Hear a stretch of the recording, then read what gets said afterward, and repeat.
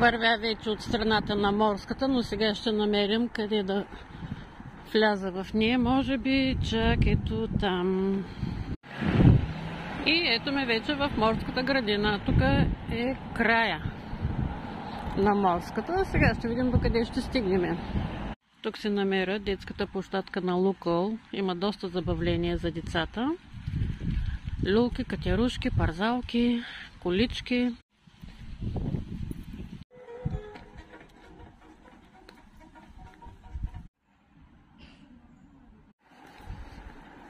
Тук пресичаме, има път и ще видим този Параклис.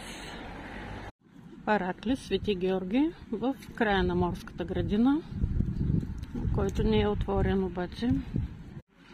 24-ти пехотен черноморски полк.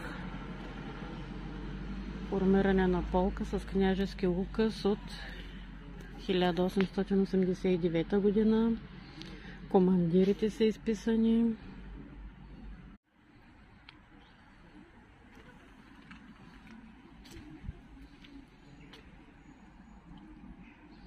Боен път през Балканските войни. Описано е 24-ти пехотен полк, къде е участвал. Заведенията в морската работят. Времето днес е чудесно. Хората са излезли на разходка. И сега да видим морето. Посрещане пак един бургаски гларус. Не, това е чайка. Ето го и плажът, и морето.